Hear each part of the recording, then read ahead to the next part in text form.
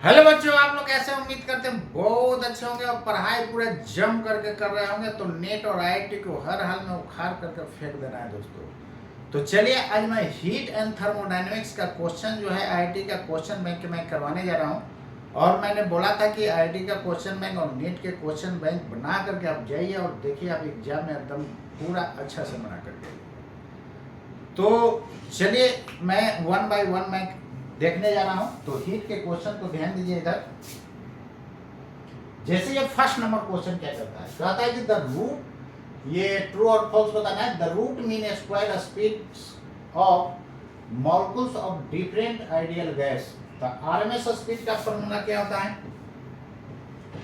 ये formula chemistry में भी पढ़े हुए और फिजिक्स में भी कितना जानते हैं? V R M S root under 3RT/m होता है। क्लियर है? अब यहाँ पर क्या कहता है कि डिफरेंट आइडियल गैस है। तो डिफरेंट आइडियल गैस है तो उसका मोलिकुलर वेट क्या होगा? सेम होगा कि अलग अलग होगा? अलग अलग होगा। और कहता है क्या है? Maintain at same temperature. Temperature तो सबके लिए क्या है? सेम। तो जब टेम्परेचर सेम होगा, यहाँ पर कांस्टेंट कौन कौन हो गया? 3 कांस्टेंट है, R कांस्टेंट है, T कांस्टेंट है। तो यहाँ भी RMS इनवर्सली प्रोपोर्शनल होगा रूट अंडर m का। अब जिसका मोलिकुलर वेट ज्यादा उसका आरएमएस कम नहीं। सेम टेम्परेचर पर कहता है कि आरएमएस स्पीड सबका सेम होगा। पॉसिबल है? नहीं पॉसिबल है, क्योंकि सब गैस का क्या होगा? मोलिकुलर वेट अलग अलग होगा तो आरएमएस स्पीड भी अलग अलग होगा। तो ये आपका ट्रू है या फॉल्स है? This is false. क्लियर है ना? क्योंकि मास, मोलिकुलर मास चेंज होगा तो ये भी चेंज होता जाएगा। तो अलग अलग गैस के लिए मोलिकुलर मास क्या होगा? अलग अलग होगा। इसलिए रूट मीन स्क्वायर स्पीड भी क्या होगा? अलग अलग होगा। चलिए सेकंड नंबर क्वेश्चन को देखिए। सेकंड नंबर क्वेश्चन क्या कहता है? The volume V versus temperature T graph for a certain amount of a perfect gas at two pressures P1 and P2. दो प्रेशर है। R as shown in figure, it follows from the graph that P1 is greater than P2.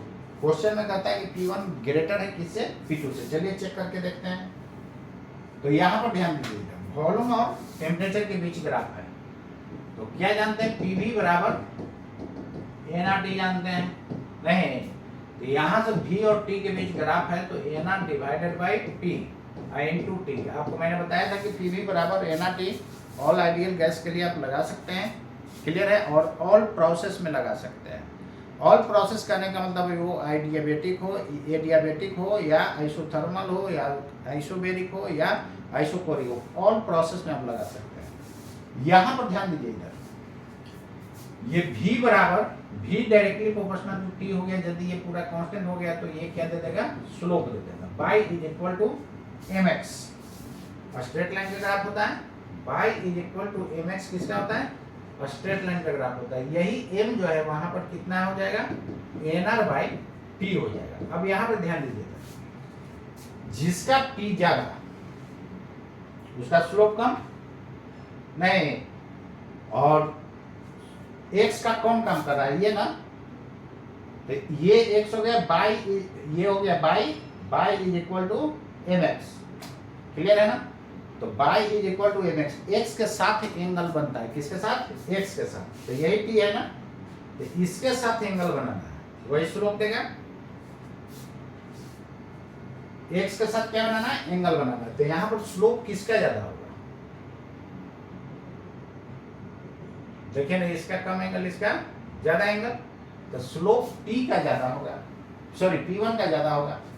तो इसका slope ज्यादा है, तो जिसका slope ज्यादा उसका प्रेशर कम होगा तब ना।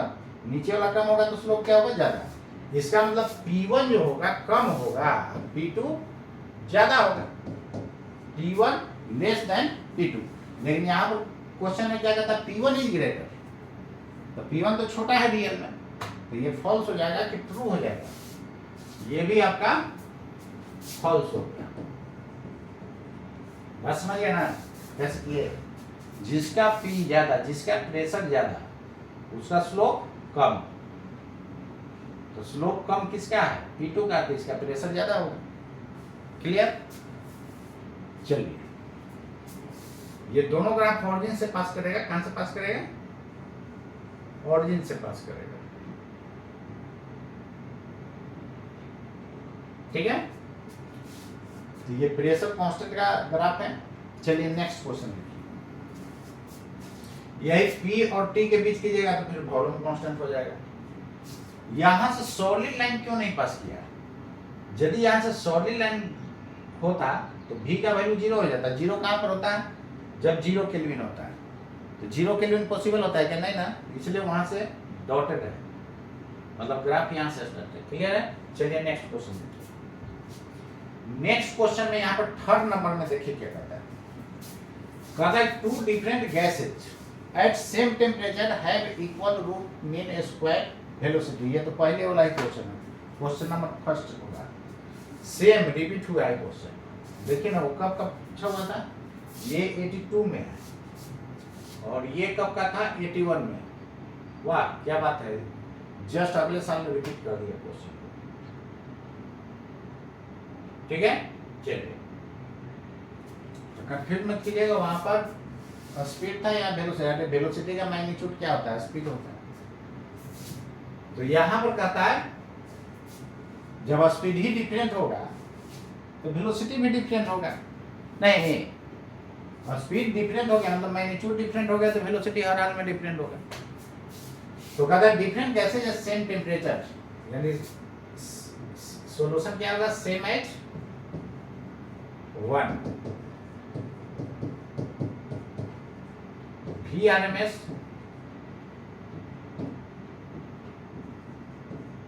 Inversely proportional to root under m। जिसका मास ज्यादा उसका RMS कम।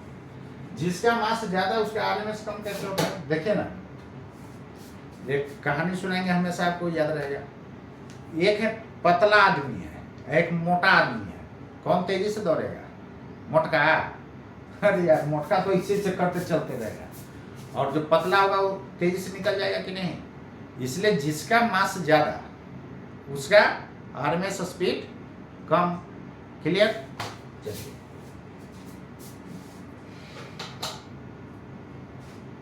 इसके बाद ये भी ऑप्शन क्या हो जाएगा? ये भी क्या हो जाएगा? फॉल्स हो जाएगा। सब तो फॉल्स ही आ रहा है। नेक्स्ट देखिए, इस क्वेश्चन को देखिए। फोर्थ नंबर क्वेश्चन क्या कहता है? The curves A and B in the figure show PV graphs for an isothermal and adiabatic process. For an ideal gas, the isothermal process is represented by the curve. तो isothermal कौन होगा? ये तो theoretical question है, theory में बता दिए। ये वाला होगा। ये वाला क्या हो जाएगा? आइसोथर्मल। कैसे होता है? चलिए उसको दिखा दे रहा है। क्लियर? देखिए, आइसोथर्मल प्रोसेस के लिए PV बराबर क्या लिखते हैं? कांस्टेंट लिखते हैं। लेकिन वही एडियाबेटिक प्रोसेस में, इन एडियाबेटिक प्रोसेस में PV गामा बराबर कांस्टेंट लिखते हैं। गामा का वैल्यू 1 से क्या होता है? बड़ा होता है। यहाँ से P निकालिएगा तो कांस्टेंट बाय V के पावर गामा। यहाँ पर P निकालिएगा तो constant by V। Clear? Constant by V। अब यहाँ पर ध्यान दीजिएगा, इसमें V का वैल्यू ज्यादा होगा। सेम V के लिए लेके चलिए ना, तो मान लेते हैं कि 2 लीटर है, तो 2 लीटर के लिए ये 1 से बड़ा होता है, तो 1 से बड़ा पावर रहेगा V की 2 के पावर 1, तो 2 ही रहेगा। लेकिन 1 से बड़ा है ना वैल्यू, तो 2 से ये ज्यादा हो जाएगा। लेकिन यहाँ पर 2 रहेगा, लेकिन यहाँ पर 2 से ज्यादा है तो इसका डिनोमिनेटर क्या हो गया? ज्यादा, इसका कम। तो इसका डिनोमिनेटर ज्यादा होगा तो P कम होगा। तो सेम वॉल्यूम के लिए P कम किसका होगा? एडियाबेटिक का। P ज्यादा किसका होगा? आइसोथर्मल का। बन तो गया। क्लियर है? तो इसका कम, इसका प्रेशर देखिए कम है और इसका ज्यादा है, तो ये एडियाबेटिक, ये आइसोथर्मल। कौन सा ऑप्शन होगा? तो isothermal process is represented by curve A, ये हो गया आपका ट्रू। क्लियर? चलिए इसके बाद फिफ्थ नंबर क्वेश्चन को देखिए क्या कहता है। कहता क्या है कि गिवन टेम्परेचर, टेम्परेचर क्या है दिया हुआ है आपको, the specific heat capacity of a gas at constant pressure यानी CP is always greater than its specific heat at constant volume. ये तो सही बात तो है, सीपी ग्रेटर देन सीवी होता है। क्यों? सीपी माइनस सीवी बराबर आर होता है ना। क्लियर है? तो जाहिर बात है आर का वैल्यू पॉजिटिव है, आर का वैल्यू क्या होता है 8 पॉइंट समथिंग होता है, 8.31 पर लिखते हैं ना 31, तो 8 पॉइंट समथिंग कहने का मतलब क्या हो गया, उसका वैल्यू क्या है पॉजिटिव है। तो निश्चित रूप से ये पॉजिटिव कब होगा, ये पॉजिटिव तभी होगा जब ये ज्यादा होगा, ज्यादा माइनस कम घटा है तो पॉजिटिव है। तो यहाँ से सीपी ग्रेटर देन सीवी होगा, क्योंकि आर का वैल्यू ग्रेटर देन क्या है 0, तो ये पॉजिटिव है। इसका मतलब आर मीन्स आर पॉजिटिव। जब आर पॉजिटिव होगा तो निश्चित रूप से ये ज्यादा होगा, ये कम होगा। क्लियर है? चलिए नेक्स्ट क्वेश्चन देखिए। सॉरी, तो ये कौन सा, ये ट्रू होगा या फॉल्स होगा? ये आपका हो गया ट्रू, क्योंकि सीपी ग्रेटर होगा सीवी से। इसके बाद C molar specific heat capacity होता है, वही सीपी हो गया, दैट कांस्टेंट प्रेशर, सीवी रहेगा तो कांस्टेंट वॉल्यूम। कहता है कि द रूट मीन स्क्वायर मतलब RMS speed of oxygen molecule at certain temperature T is भी। क्लियर है? टी टेम्परेचर पर कितना है, भी वॉल्यूम है। If the temperature is double oxygen gas dissociates into atomic oxygen, the RMS speed remains unchange. आप खुद समझिए, जब ऑक्सीजन को डिसोसिएट्स कीजिएगा एटम्स में, तो अब इसका एटॉमिक मास क्या हो जाएगा, कम नहीं जाएगा। यानी ये मॉलिक्यूलर वेट ये मानते हैं तो ये हाफ हो जाएगा। क्लियर? तो मास क्या हो जा रहा है, आधा हो जा रहा है। वॉल्यूम क्या हो जा रहा है, डबल हो जा रहा है। नहीं सॉरी, टेम्परेचर डबल हो रहा है और वॉल्यूम शुरू में क्या है, भी है। तो आरएमएस स्पीड का फॉर्मूला होता है √3RT/m होता है। नहीं, यहाँ पर टेम्परेचर चेंज हो रहा है। क्लियर है? और मास भी क्या हो रहा है, चेंज हो रहा है। तो भी RMS directly proportional to √T/m हो जाएगा। नहीं, और मास दोस्तों क्या हो रहा है, हाफ हो जा रहा है। और टेम्परेचर क्या हो रहा है, डबल हो जा रहा है। तो मास हाफ और टेम्परेचर डबल, मास हाफ और टेम्परेचर डबल। तो डबल सॉरी, मास हाफ टेम्परेचर डबल, तो मास हाफ कीजिएगा तो 2 पर चल जाएगा, और ये वो टेम्परेचर वाला डबल कितना हो जाएगा, 2 हो जाएगा ना। यानी आरएमएस स्पीड 2 टाइम्स हो जाएगा। और यहाँ 2t लिखिएगा, इसको m/2 लिखिएगा तो क्या होगा, ऊपर 4 हो जाएगा। यानी √4 टाइम्स मतलब 2 टाइम्स। तो कहता है इसमें कि the RMS speed remains unchanged, ये भी फॉल्स हो गया। यहाँ पर आरएमएस स्पीड कितना हो रहा है, 2 टाइम्स हो रहा है। एग्जाम में डायरेक्ट ऐसे निकाल लीजिएगा, फास्ट बन जाएगा। ऐसे इसको बनाना चाहते हैं तो देखिए, VRMS 2 डिवाइडेड बाय VRMS 1, यहाँ क्या होगा, √m1/m2 इंटू T1/T2 होगा कि नहीं। मास कहता है कि शुरू में m है और बाद में आधा हो गया, T शुरू में T है बाद में डबल हो गया। यही होगा। ठीक है, यहाँ पर तो उल्टा लिख दिया, T1/T2 ये होगा M2/M1, सॉरी, चलिए M2/M1 इनवर्सली ना है, और ठीक तो किए थी यार, इधर 2 है ना तो इधर 1 हो जाएगा, इनवर्सली है तो 2 तो 1, ये चेंज होगा।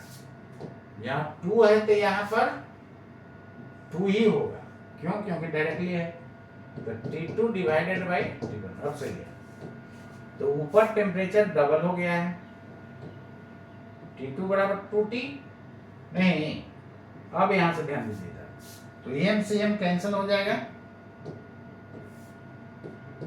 T से T ऊपर चल जाएगा कितना, √4, मतलब 2 टाइम्स, तो Vrms2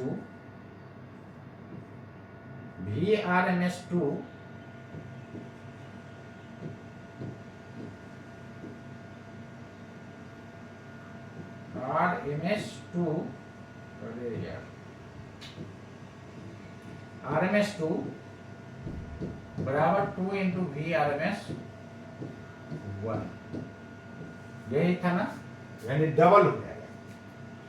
हम तो आंसर वहीं से कर लिए थे, नहीं ये सब करने का जरूरत नहीं। चलिए नेक्स्ट देखते हैं, 7th नंबर क्वेश्चन को देखिए क्या कहता है। यहां पर ध्यान दीजिएगा क्या कहता है, कि 2 spheres of same material have radii 1 metre and 4 metre, temperature 4000 and 2000 respectively. The energy radiated per second by the first sphere is greater than by second sphere. कहता है कि फर्स्ट वाला के कारण एनर्जी रेडिएटेड पर सेकेंड क्या है, ज्यादा होगा सेकंड से। यही आपको चेक करना है कि फॉल्स है कि करेक्ट है। तो चलिए इसको 7th नंबर क्वेश्चन को बताते हैं। पावर रेडिएटेड कितना जानते हैं, P बराबर sigma A T to the power 4, यही होता है ना। तो यहाँ पर सिग्मा कांस्टेंट है, तो P directly proportional to A T to the power 4। A की जगह क्या लिख सकते हैं, पाई आर स्क्वायर, क्या हो जाएगा, कांस्टेंट हट जाएगा तो R square T to the power 4, इसका डायरेक्टली क्लियर। तो हमको पावर में निकाल P1/P2 क्या लिखना है, R1/R2 का होल स्क्वायर इनटू T1/T2 का पावर 4।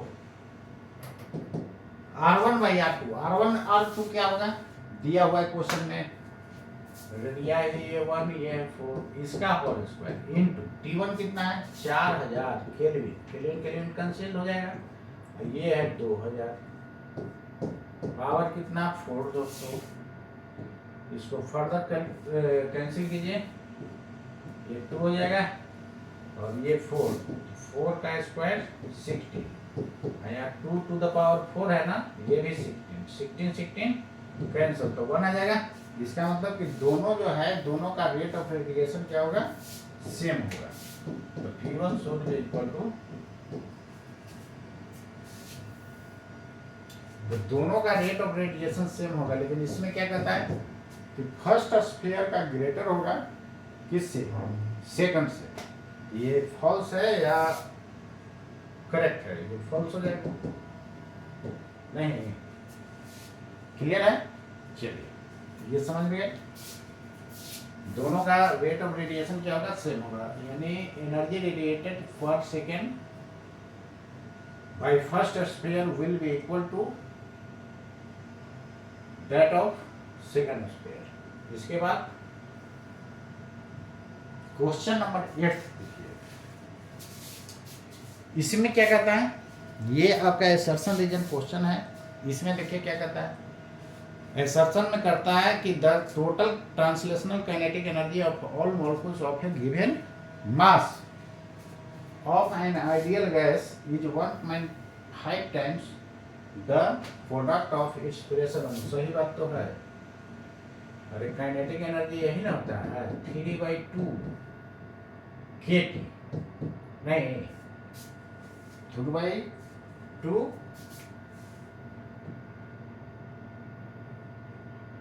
कितना हो जाएगा 3/2 PV, PV बराबर NRT, 3/2 RT हो जाता है, 3/2 RT। क्लियर है? ठीक, इसको बोल्ट्जमान कांस्टेंट के टर्म में भी आप कन्वर्ट कर सकते हैं।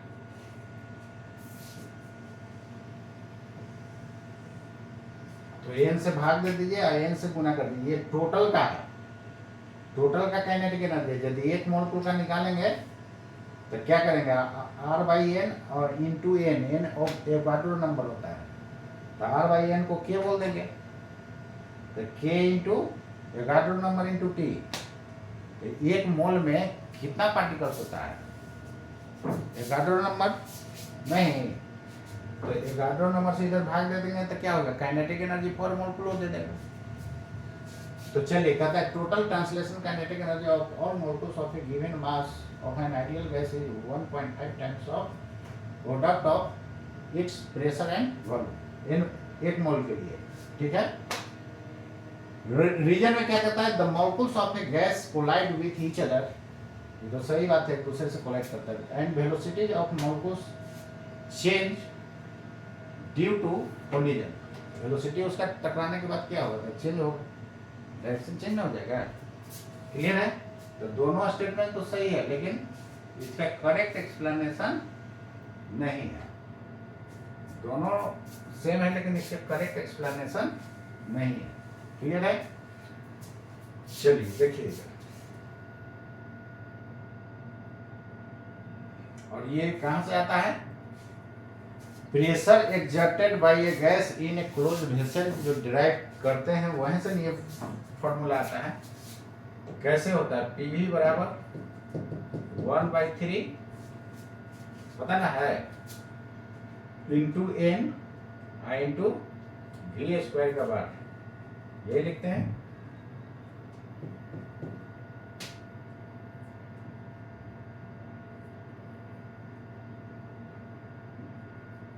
चलिए यार, ठीक है,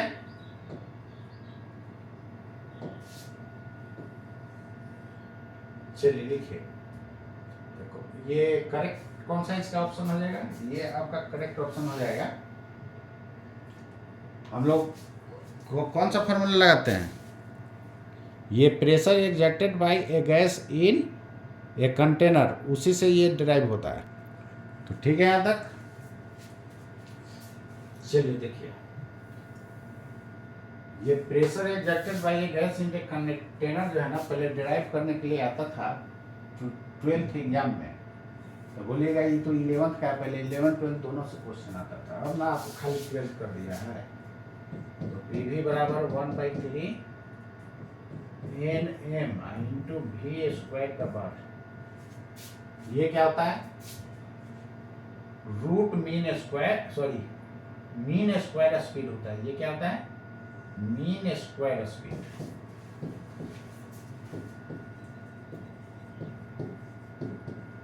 पीछे पढ़िए ना, स्पीड के स्क्वायर का मीन, मीन मतलब एवरेज, ये बार क्या बता रहा है, एवरेज। n क्या होता है, टोटल नंबर ऑफ मोलेक्युल्स है, यही 1 मोल के लिए n की जगह क्या हो गया, एवोगाड्रो नंबर Na, और Na इंटू m, ये स्मॉल m क्या है, ईच पार्टिकल का मास है, तो Na हो जाएगा तो क्या होगा, 1 मोल पार्टिकल्स का जो मास होगा वो मोलेकुलर वेट होता है, मोलर मास उसको बोलते हैं, क्या बोलते हैं, मोलर मास। तो इसकी जगह फिर मोलेकुलर वेट हो जाएगा। क्लियर है ना, ये सब जानते हो जाएगा। चलिए, इसी से ये फॉर्मूला डिराइव होता है। क्लियर है ना, इसी से ये फॉर्मूला क्या होता है, डिराइव होता है। तो यहाँ पर क्या हो गया, ये असर्शन रीजन दोनों सही है, लेकिन करेक्ट एक्सप्लेनेशन नहीं है, वो उस फॉर्मूला से ही आता है। क्या हो जाएगा answer,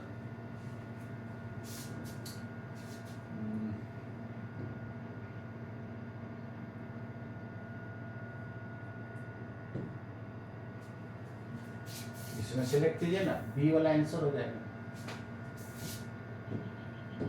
insertion and reason assertion and reason are true, reason is not correct explanation for assertion. इसके बाद क्वेश्चन नंबर देखिएगा 9 में क्या कहता है, 1 mole of A monoatomic ideal gas is mixed with 1 mole of A diatomic ideal gas, the molar specific heat of the mixture at constant volume. Formula तो जानते ना है, क्या होता है, CV मिक्सचर बराबर N1CV1 plus N2CV2 divided by N1 plus N2। ये होता है ना, वैल्यू पुट कर दीजिए। तो N1 1 मोल इसका है, उसका भी तो 1 ही मोल है, तो 1 इंटू CV। मोनोएटॉमिक के लिए CV क्या होता है,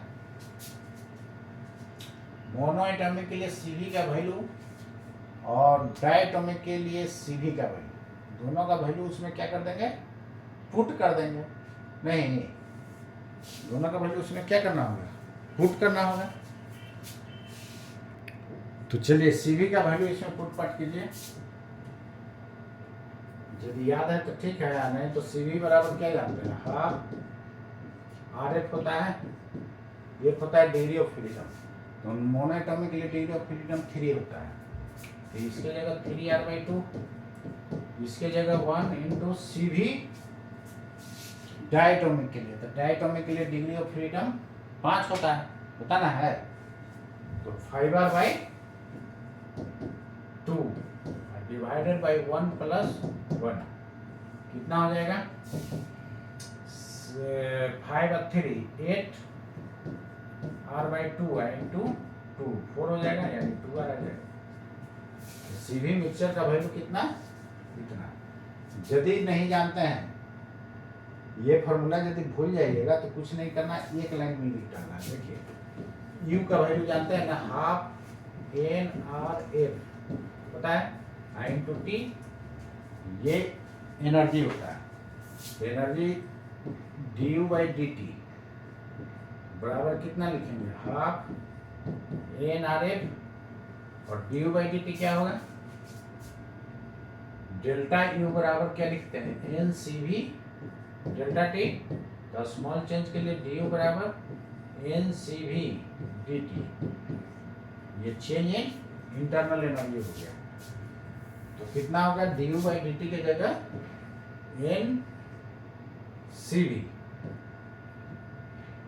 NCV इधर हाफ NRF, देखिए ना NN कैंसिल हो गया, NN कैंसिल, CV बराबर हाफ RF। ये ना डायरेक्ट फॉर्मूला याद नहीं है तो थोड़ा सा याद कर लीजिएगा। ऐसे हम बोलेंगे कि ये फॉर्मूला को क्या करना है, याद रखना है। वेरिएट हीट क्या है, डिग्री ऑफ फ्रीडम, मतलब किसके बराबर होगा, 2R का। तो CV मिक्सचर जो हो जाएगा आपका 2R के बराबर हो जाएगा। हमको ये सब का जरूरत नहीं था, ये फॉर्मूला यदि नहीं याद रहेगा तब कीजिएगा, याद है तब तो ठीक है।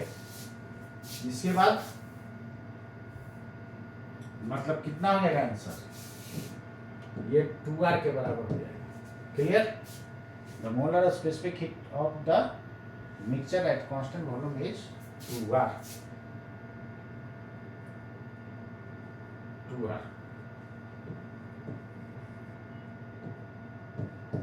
क्लियर, चलिए नेक्स्ट क्वेश्चन 10 नंबर क्वेश्चन को देखिए।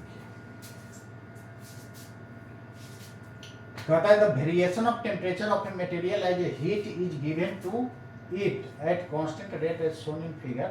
द मटेरियल इज इन, नजदीक से आंख पर भार पड़ता है, थोड़ा दूर से देखना। The material is in solid state at O, the state of material at point P इच। अब खुद समझिए ना, O पर यार क्या है, सॉलिड है, इसको हीट कर रहे हैं, तो हीट कर रहे हैं तो देखिए टेम्परेचर बढ़ रहा है। तो टेम्परेचर जब भी बढ़ता है तो MS डेल्टा थीटा लगाते हैं, यानी इसका टेम्परेचर सॉलिड का राइज होकर यहाँ पहुँचा है। अब देखिए जैसे यहाँ पर क्या है, टेम्परेचर कांस्टेंट हो गया है, मतलब मेल्ट हो रहा होगा, मतलब लेटेंट हीट हो रहा होगा। लेटेंट हीट के केस में क्या होता है, स्टेट चेंज हो रहा है यहाँ पर। तो लेटेंट का मतलब होता है गुप्त, वो हीट एनर्जी दे रहे थे, कहाँ जा रहा है, छिप जा रहा है, लेटेंट हो जा रहा है।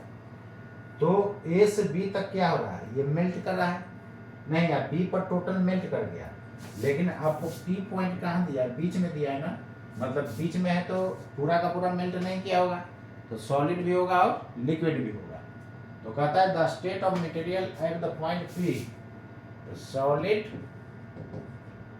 एज वेल एज लिक्विड, यानी सम अमाउंट होगा सॉलिड फॉर्म में या सम अमाउंट होगा लिक्विड फॉर्म में। तो सॉलिड एंड लिक्विड दोनों आपको, यानी दोनों स्टेट में होगा, तो सॉलिड और लिक्विड,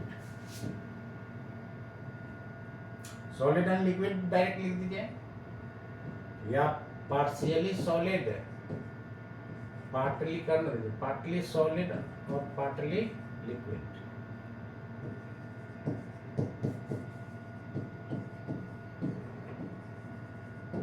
ये भी भर सकते हैं ना, तो डायरेक्ट लिख दीजिए सॉलिड एंड लिक्विड, वो चलेगा, या लिख सकते हैं solid as well as liquid, सब सेम है नहीं। चलिए देखिएगा, अच्छा इसी में यदि ये पूछता तब कि बी पॉइंट पर क्या होगा, तो बी पॉइंट पर टोटल लिक्विड हो जाता है, अब फिर लिक्विड का टेम्परेचर बढ़ रहा है, और सी से डी तक क्या हो रहा है, वेपर में कन्वर्ट हो रहा होगा, नहीं, अब फिर डी पर टोटल वेपर में हो जाएगा, अब फिर वेपर का टेम्परेचर बढ़ रहा है, लिक्विड गैस का क्या हो रहा है, टेम्परेचर बढ़ रहा है, वेपर, लिक्विड का गैसियस फॉर्म क्या होता है, वेपर, वेपर के यहाँ से यहाँ तक क्या होगा, टेम्परेचर बढ़ रहा है। इसके बाद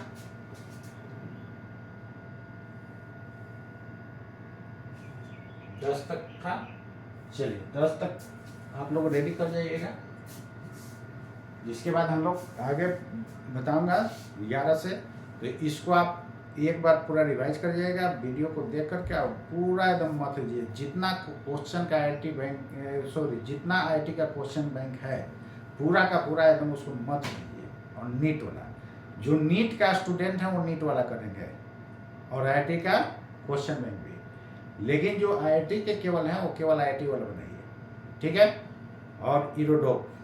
तो आज के लिए इतना ही दोस्तों, मिलते हैं नेक्स्ट क्लास, नमस्कार।